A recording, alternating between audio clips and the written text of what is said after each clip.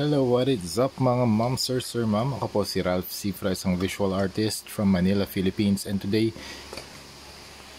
we are going to customize the Lucky's Transformers 1 Classic Class na Starscream na model kit. So first, we are going to spray this figure with number 191, a flat clear from Bosny, para hindi na magbago yung base color ni Starscream.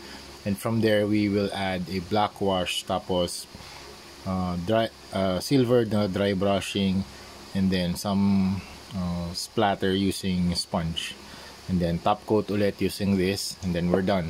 Tapos dito naman sa base, we are going to use this Bosny number 4 flat black para mas maging black yung base, tapos mag-add din tayo ng silver na dry brushing. Okay, so start na tayo. Gagawin ko lang to, sprayan ko lang siya na around siguro mga 1 to 2 thin coats. Yan. Tapos ito rin, gagawin din natin yung flat clear na primer dito kay Megatron na figure. Bonus vehicle, super nice. Okay, done na tayo mag-apply ng clear primer dito kay Starscream. Now, next step na gagawin natin, mag-apply naman tayo ng black wash. So, sa wash, mas marami yung water kesa dun sa paint. Tapos, ang gagawin natin dito, mag-apply lang tayo ng paint dun sa lahat ng surface, para magkaroon siya ng additional depth. Okay lang mapintahan yung the rest of the armor. No problem with that. Sa face pwede rin. Pwede naman natin tanggalin yan maya-maya. Dadab lang natin ng, kung ayaw nyo mas marami yung paint, you can dab it with a cotton or tissue.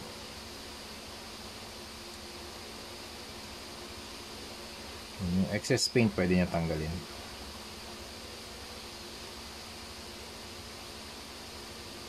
Yung ginagawa natin dito, dinadeepen pa natin yung mga parts na malalalim para magkaroon ng depth or additional contrast.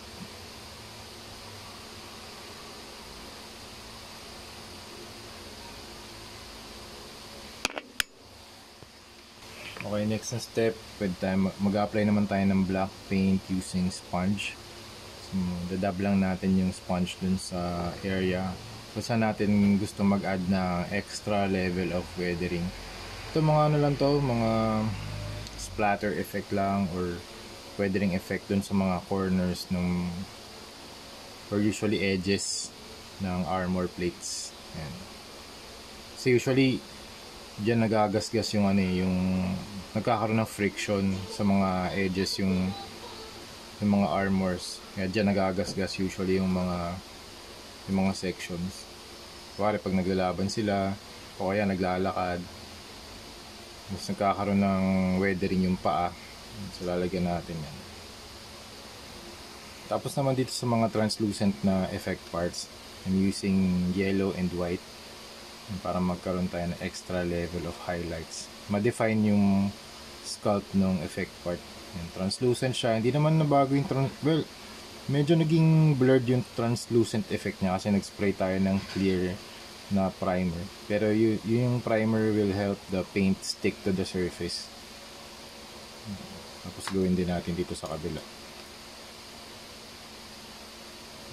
So yung brush ko, ang movement niya, as in talagang drag lang, dinadrag ko lang yung paint. Ganyan lang.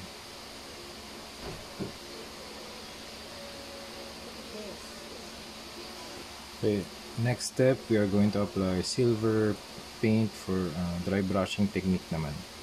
So nag-add to ng level of weathering and na-emphasize yung details ng sculpt, and nag-add din ng additional na highlights.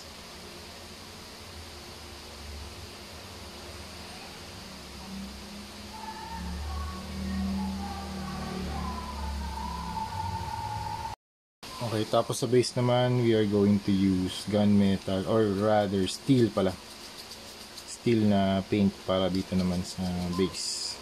Dry brushing technique pa rin. Okay. So I'm using a larger brush para paghagod natin malawak yung madadaanan natin na surface.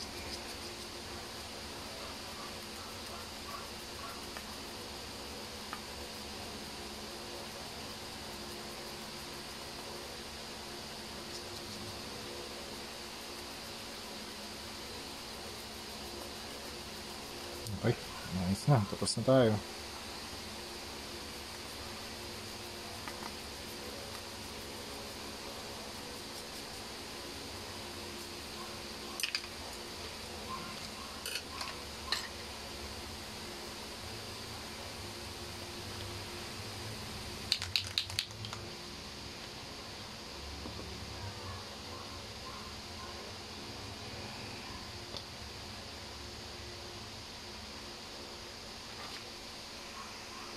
Ayan. Tapos kung gusto natin ng extra detailing, pwede tayo mag-apply ng gold paint dito. Dito. Tsaka dito sa mga diagonal areas.